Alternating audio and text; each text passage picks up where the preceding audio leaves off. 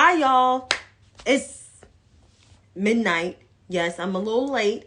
I had some things I had to do, but I am here giving you a weekend review. I'm not going to be long-winded because it is a long night.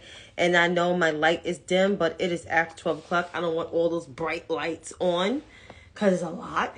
But I am here with my regular schmegular degular in the week of every Friday. Hello, those who came on.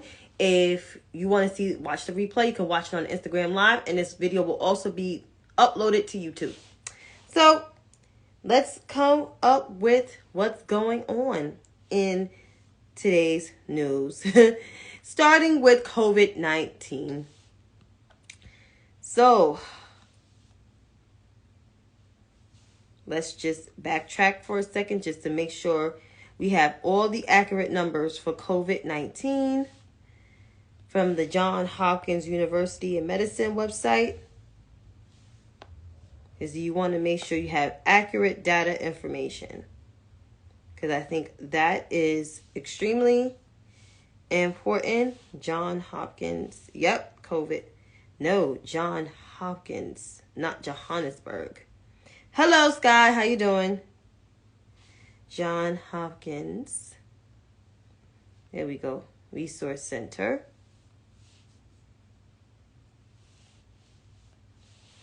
So as of, what date is this? Just to make sure we have the accurate date. So as of April 29th. Hi, Yvonne. So as of April 29th, we have 513,072,357 global confirmed cases of COVID-19 around the world. I think that's 191 countries they have it in, or can't exactly know the exact amount of countries that have COVID. But I know it's over 100, almost close to 200. We have 6,234,003 global deaths. We at 6.2. U.S. confirmed cases are at 81,320,794. And the death toll in the United States is 993,571. So I'll repeat. There are 513,072,357 global confirmed cases of COVID-19 around the world. There are 6.2 million people that are dead from this virus around the world. Here at home, we have 81,320,794 confirmed cases of COVID-19. And the death toll is sitting at 993,571 here at home in the United States of America, which we only account 4.2 of the world's population. So our population here at home is only what? How much? Sorry to fix my hair on this thing. Normally it is put together, but it is late night. So listen. Hey. So with all these numbers I'm reciting, right? With the 81 million cases here at home in the United States of America, and nearly 1 million people dead here at home, only accounting for 4.2 of the world's population. And yet we only have 219.5 people here at home fully vaccinated, 67%. The president wanted 70% at herd immunity. And it seems like we're taking very long to get there because we were supposed to be there since July 4th. And unfortunately, we haven't made it there. Why? I don't know. So, with all of the numbers I stated, over 500 million confirmed cases around the world, over 6.2 million people dead around the world. Here at home, over 80 million confirmed cases and nearly 1 million people dead. And only 67% of the population here at home is fully vaccinated when the vaccine is available and free to us. I don't understand why the fuck are we still in this pandemic, which is now becoming an endemic. It's simple. Wear your mask, get vaccinated, and keep your distance. I think the distance part was eliminated since we've been in this thing for 2 years. I still keep my goddamn distance because I don't want your ass coughing in my periphery. I live in New York City. Don't cough around me. Cover. And it's all signs that says that. I don't understand it. But I just say that this thing is still here. People are still dying from COVID. People that are unvaccinated are actually dying at a higher risk. No vaccinated people haven't died from COVID-19 after catching it after being vaccinated. Because why? Because the vaccine gives protection, about 30-something% of protection. And then with the booster, that's 75% of protection. So it's unvaccinated people that are dying. And if you really want to get technical, in my city, white people are only vaccinated at only 69%.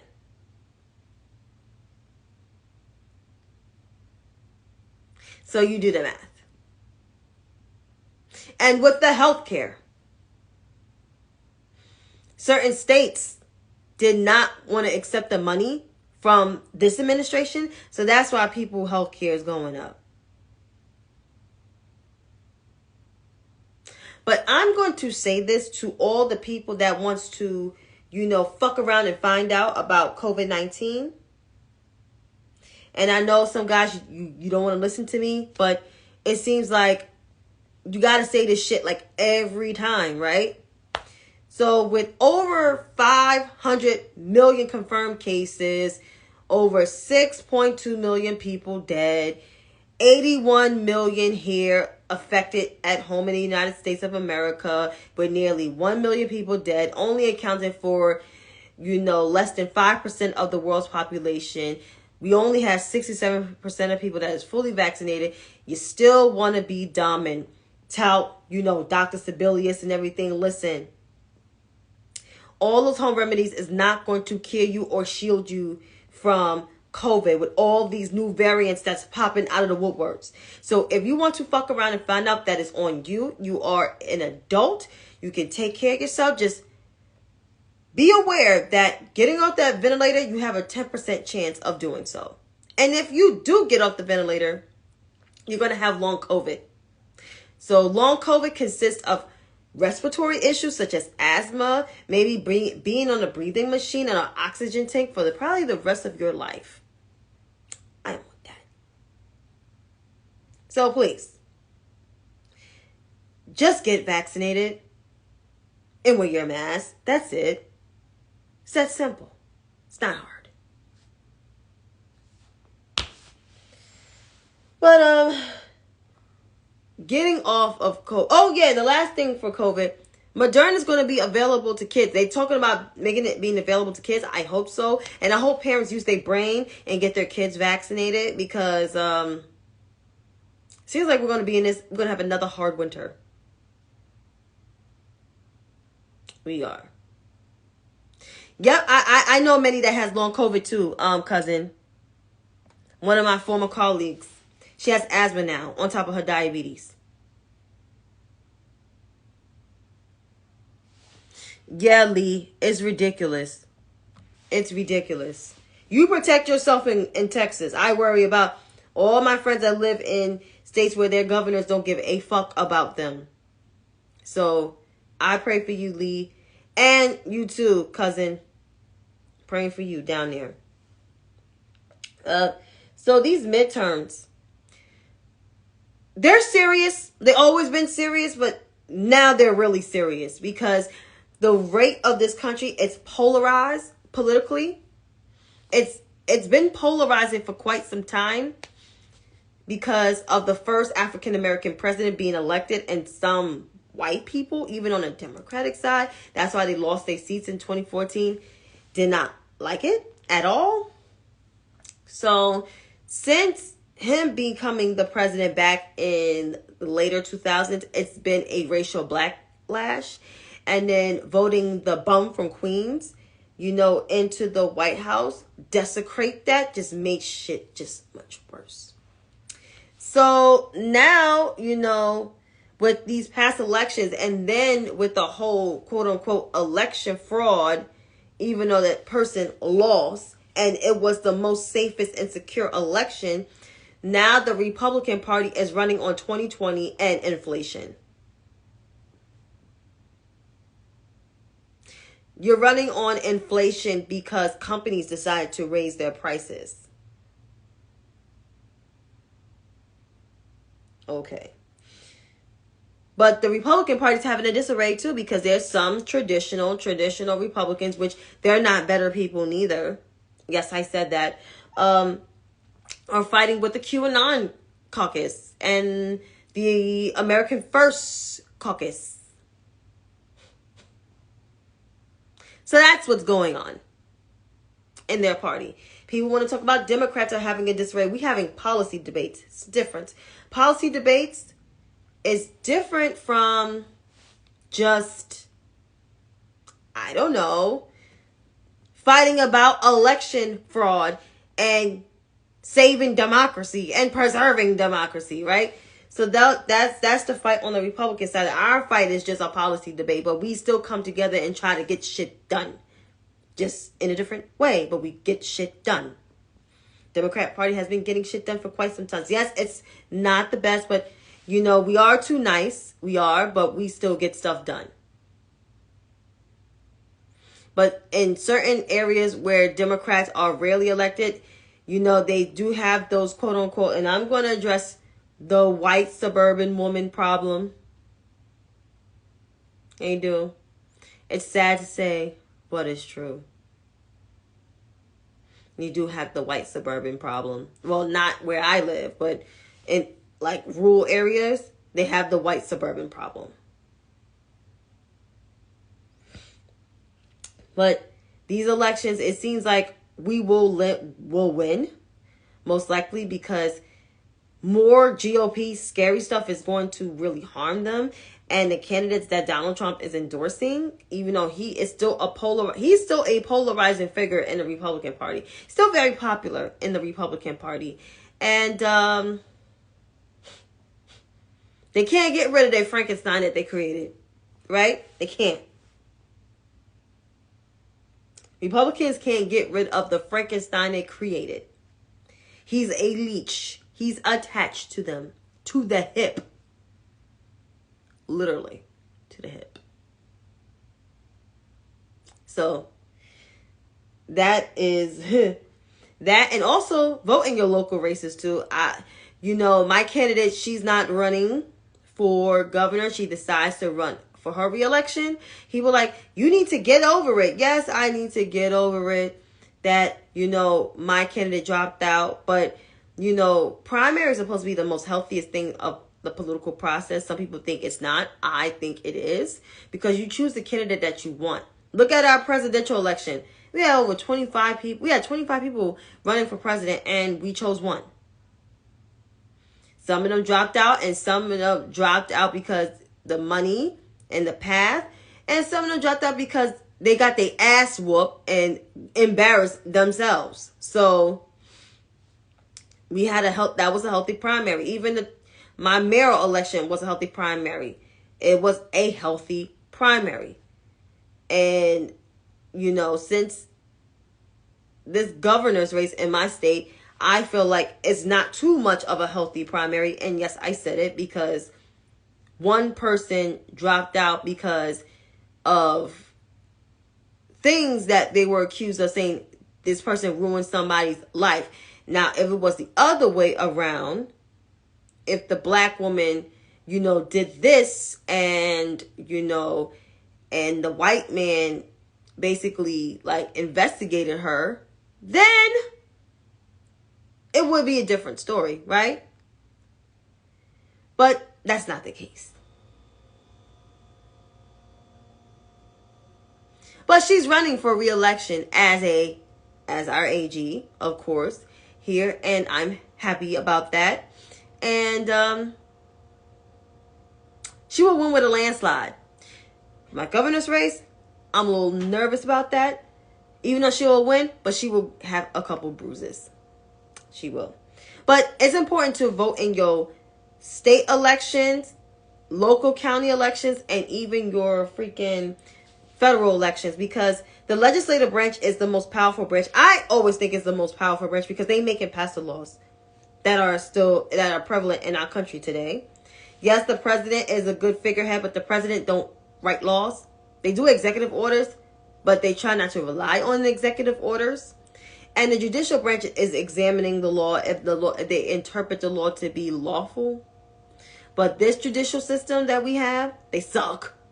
Okay? They're terrible. We have a 63 majority. It's bad. So that's why voting is essential in all elections. Not just every 4 years or every 2 years.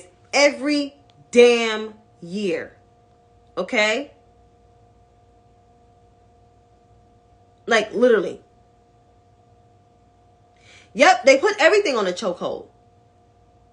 They put everything on the chokehold. And that's all. And speaking of people putting things in the chokehold, the GOP, the once in a lifetime, shout out to my brother, Mr. Mentally Divine. Please check out his podcast. Subscribe to his Patreon. His morning show is good with him and Chance, the artist. Not the artist, the artist. And shout out to Wagwan Queen Lion. Shout out to Queen Lion, who does awareness when it comes to missing children. Kudos to her. Now, on to the Grand Insurrectionist Party, because I need to read them. I know I read them a lot, but they really need to get this read.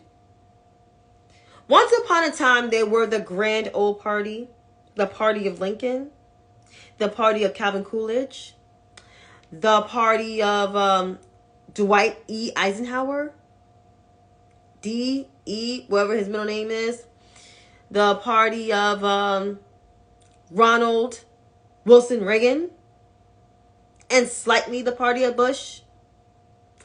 They were once the party of globalism, humanitarian efforts, conservatism, fiscal conservatives, of things to cut out for people like me.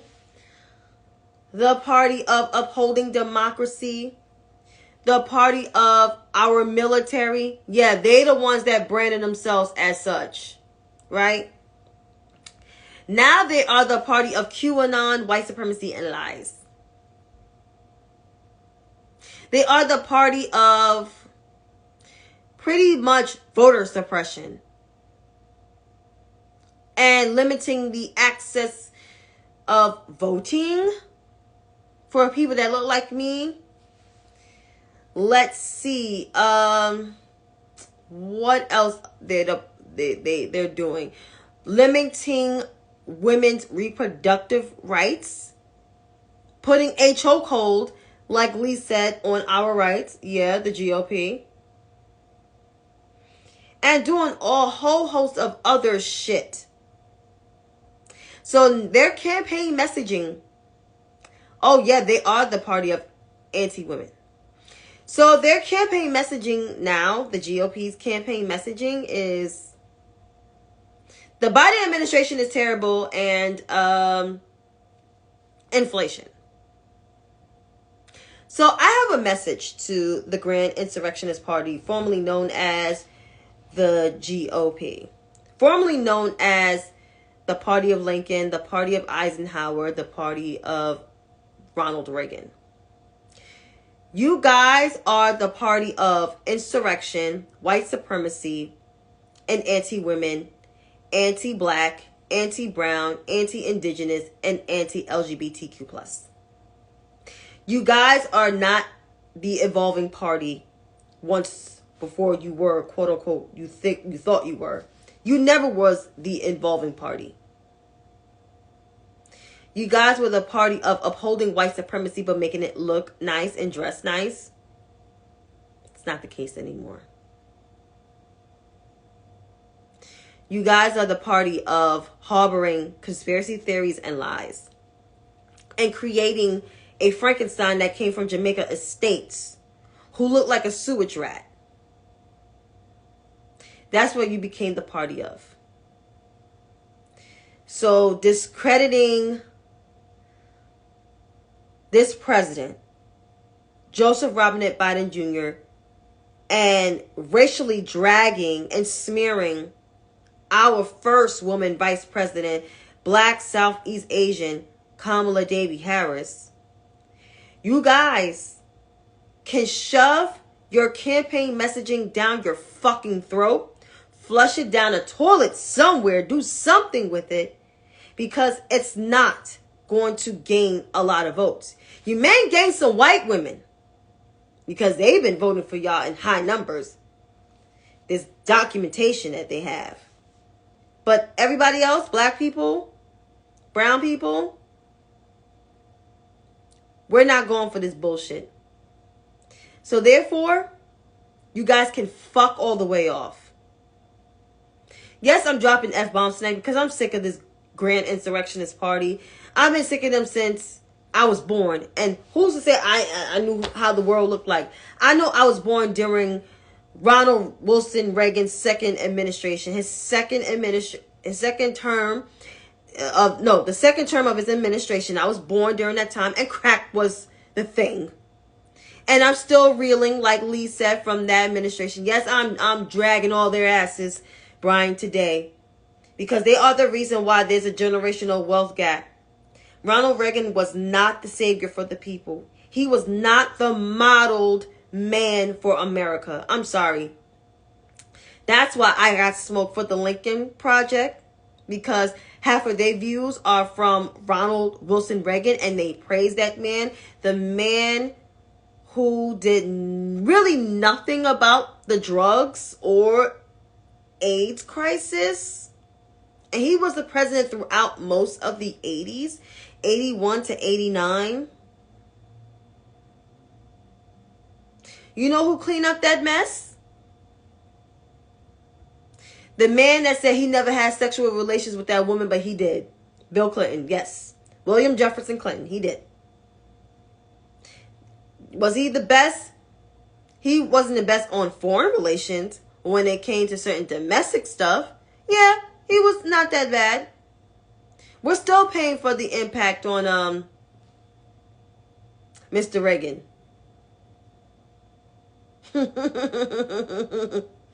So, yeah. And speaking of more shit. So, there's been a lot of doom and gloom. A lot of doom and gloom about the Democratic Party. How, yeah, we're too nice of a party. Yes, we can have better messaging. But there's been a lot of criticism from the Twitter punditries and the TV punditries saying we have unfinished. We breaking our campaign promises and this and that. I would like to play us half of a clip or some of a clip of, Mr. Baldy. And I'm not talking about Dr. Johnson. I'm talking about Van Jones. Van Jones was on, CNN in the morning with John Brennan and basically talking a whole bunch of shit about the Democratic Party. Am I surprised? No. After all, he was caping for the bum from Queens. So I would like to play partially of some of this video that he has said, which annoyed the fucking dog shit out of me. So here it is.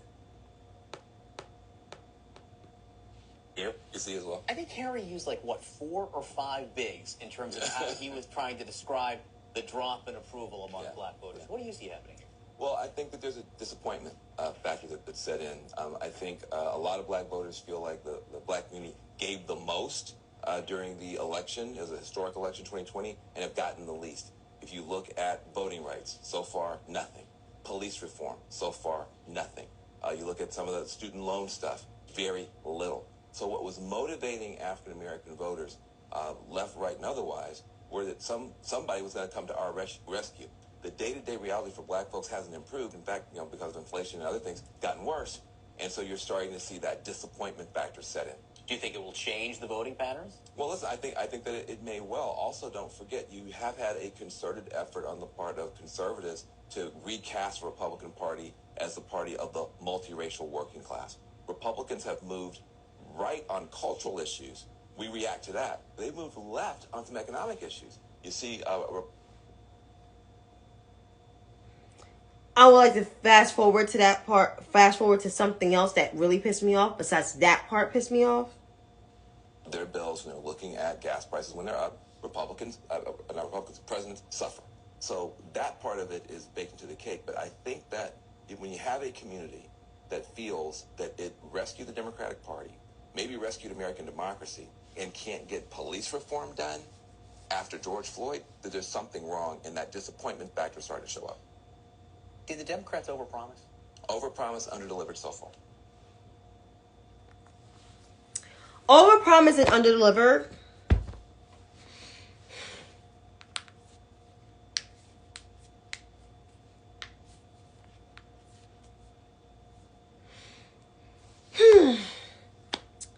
Van Jones, if you're listening out there, brother.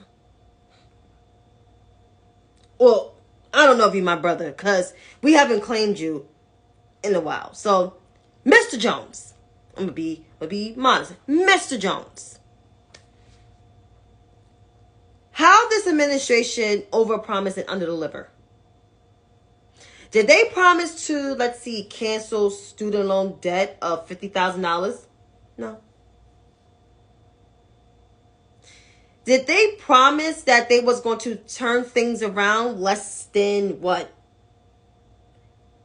4 years? Not really.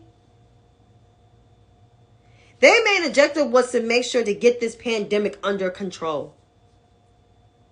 And which they have done their best to. It's unfortunate that there's no bipartisan efforts, as people promised, because you have one party believing the big lie still 2 years later almost. Underdeliver? Maybe the Voting Rights Act wasn't delivered by Congress, the legislative branch. Maybe the George Floyd Justice and Policing Act wasn't voted on yet in the Senate. But it is up to the Senate, the House, to vote for these bills so it can be passed and signed on the president's desk. Under-delivered on, stimulus checks, child tax credit from the American Rescue Plan, rescuing HBCUs, giving them relief money, putting pause on student loan payments until August 31st to see what they're going to do next, putting, money into families' pockets, putting shots in American arms for free, expanding on healthcare, creating jobs through the infrastructure plan so people can actually go back to work who work in blue-collar jobs.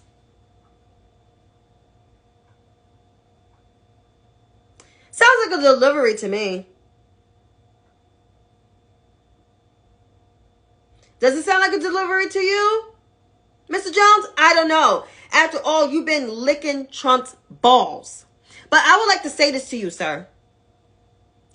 You don't belong to black people. I took that line from Tamika Mallory. You don't belong to black people. Because why? For the last 4 years, you've been shucking and jiving for a man who don't give a fuck about black people, who never had and never will. With all the stuff he's facing on legal matters by my AG and the DA in Georgia. So I would like for Mr. Jones, if you're listening out there, to do some research on the White House website before opening your fucking mouth.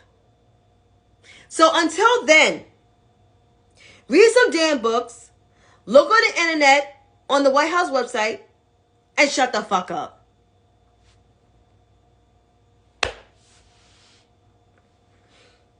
That's what I have to say to him. As for Miss Gray, I have to read the screenshot for her. I'm telling you, I'm getting everybody ass tonight. I'm not fucking playing.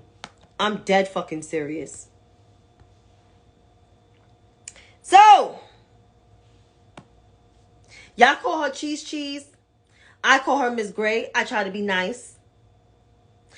She calls me the K-High woman. She can do all that shit she want, but she have no balls to stand up to me because she know I will drag that ass. And I have Casta on her. I was able to start a small business and became a job creator because Donald Trump paused student loans. Let's ask Google the question.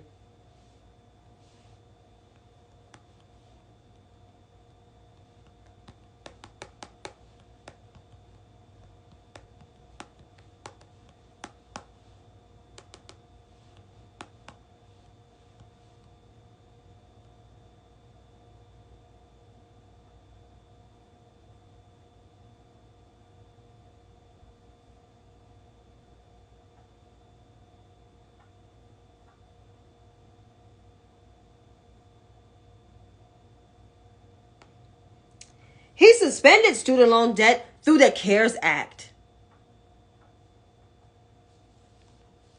And guess who extended it even further for the last almost nearly 2 years?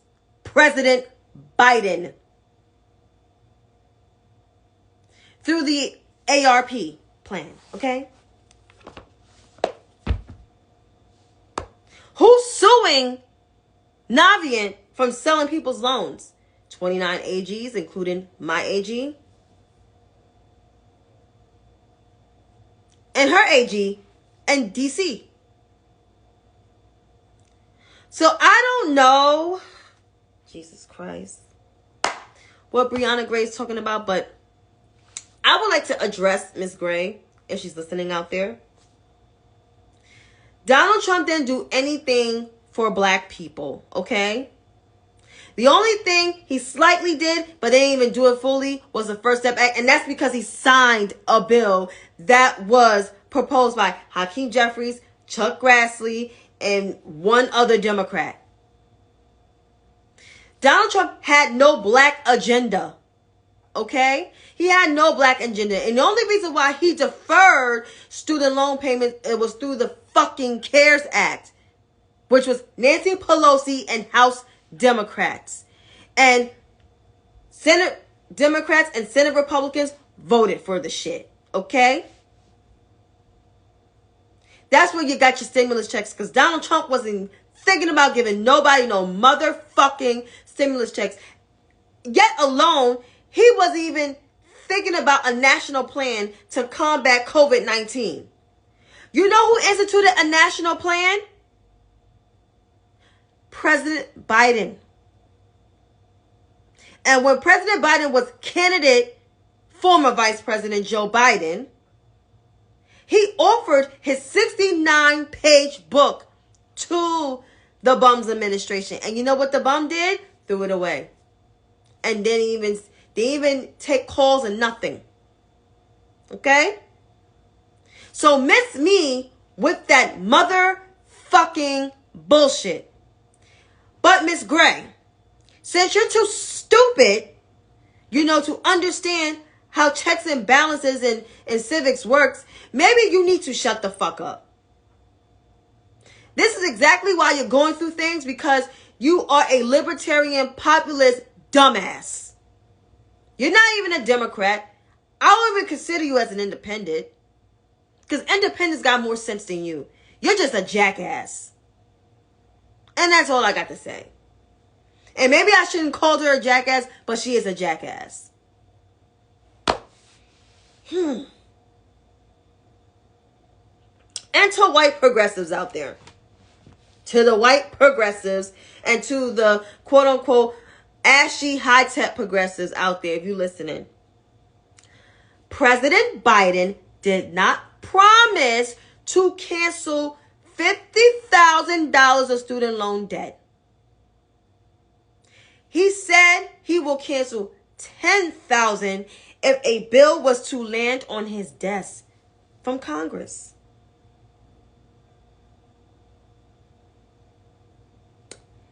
And another thing, before I lose my train of thought, there is a congressman who proposed a bill or draft a bill that will cancel $25,000 in student loan debt. I wonder, where are the loud and wrong sitting Congress women, men, including the 2 senators in the Senate who keeps tweeting 240 characters of the president can cancel student loan debt with a stroke of a pen? Where are they at? And why they have not composed any bills to cancel student loan debt? The president said if there is a bill to cancel student loan debt, he will fucking sign it. It's been, what, 15 months since he's been in there? And these senators had enough time to draft a bill to put on his fucking desk. Where is it? Where is it? I'll wait. Because there is none. These progressive senators and sitting Congress, women and men, make $174 a year. They make way more than me. And how the fuck I know your job more than you know your job that you apply for, that you got elected for? How you not doing your work? You want the president to do your work for you? That's not in his job description. In the executive branch, you enforce the law. Enforce the law that you sign. You don't make and pass laws.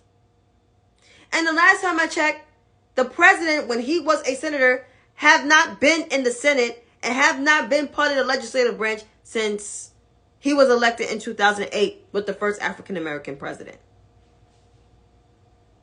So let's be clear. And for the laziest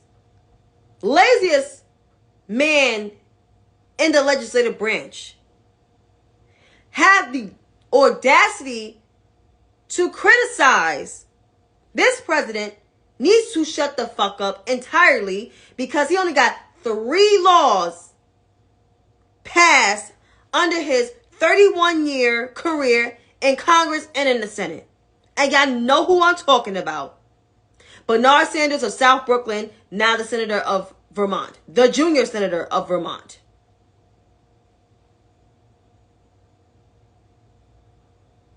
He is not the most progressive senator, because if you look at his Senate record on his bills, they're not progressive. You know whose bills are progressive? Then Senator Joseph Robinette Biden Jr. One of his bills consists of recidivism after the crime bill. So y'all want to call him Crime Bill Joe? Well, y'all can call him recidivism. I'm messing up the word Joe, because he has a bill that he drafted with recidivism. Reducing the prison entry rate. Yeah. That Crime Bill Joe. Yeah. I looked that information up. I said, recidivism? What? Yeah. But back to me reading the progressives to Phil. I'm going to say this.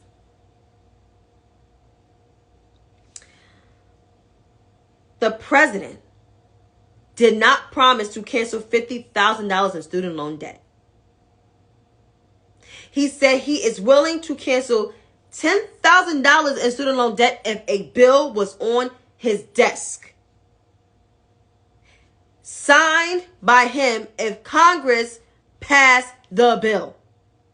So that means people like Alexandria Ocasio-Cortez, Ayanna Pressley, Cori Bush, Jamal Bowen, Rashida Tlaib, Ilhan Omar, and a couple other that keeps tweeting this shit, draft a bill, get it on the House floor, making sure it goes out of committee, make it to the House floor, it's voted for, goes to the Senate, and talk to the senators on the Democratic side, because you know the Grand Insurrectionist Party ain't voting for that bill, because most of them already came out and say they reject that. They think it's a stupid idea. And the president will sign it. Why you can't do your job, I have no idea. And for the people that's listening to these people, because there's folks my age and under listening to them, I need y'all to read some motherfucking books. Yes, I took the damn books out of it because I know Dr. C says read some damn books. I'm going to say read some motherfucking books because you motherfuckers are stupid. You think these people in Congress, the squad of them, is going to influence the president to do what they want to do? They got to write laws. They got to make sure it comes out of committee and make sure it gets passed in the House and passed in the Senate and then back to the House. So they can have something under their record, because right now their record look like shit. That's all I'm saying. That's all I'm saying. And then to white women, this is for y'all. Y'all been pressing my motherfucking nerves. And no, I'm not a racist, but I keep it real. I'm going to need for y'all to stop voting for the GOP.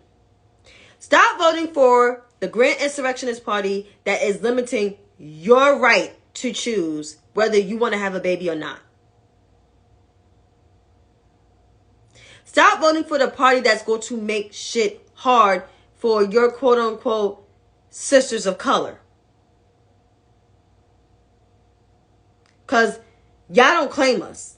And trust me, we don't claim y'all halfway. Because y'all white women have shown time and time again, y'all not allies. Because y'all keep voting for the GOP at higher rates. More than any other group of women. Stop voting for the party that is limiting your right to choose. Stop voting for the party that's putting a muzzle on your pussy. Stop voting for them. Because they don't give a fuck about you. And that's also to Black and Hispanic men. Stop voting for the GOP because they don't give a fuck about you. They want to put y'all in jail. They want to make sure y'all don't get higher than what y'all get on your jobs. Whether you work in a white collar job, a blue collar job, or the middle of the road job. I don't care about y'all. I don't give a fuck. They don't give a fuck at all. But overall, to all Americans out there, I said 60% of Americans need to get education. Read some damn books. Read some damn books. Watch the Schoolhouse of Rock if you can't understand the words in the books. Because, I mean, there are grown people that are dumb. Read some damn books. Watch Schoolhouse of Rock. And that's all I got to say to y'all.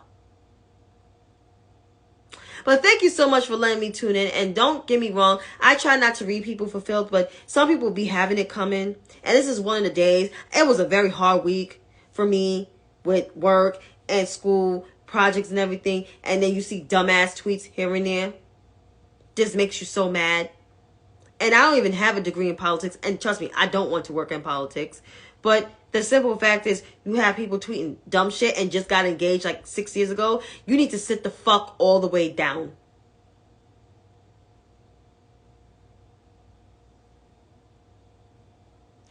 I think it's worse than the 7th grade level girl Lee, I think it's on the third grade level. Look at Donald Trump. And yeah, and I want people to leave the VP alone. Leave her the fuck alone. Cause she took an antiviral drug. The bum did. And the bum was dying. The bum was not even vaccinated yet. So please, like, leave her alone. But until then, folks, you have a good night, and I will see y'all next Friday. And please check out Unapologetically She on your podcasts, your local podcasts, and get your friends to listen. So thank you so much. Have a good one.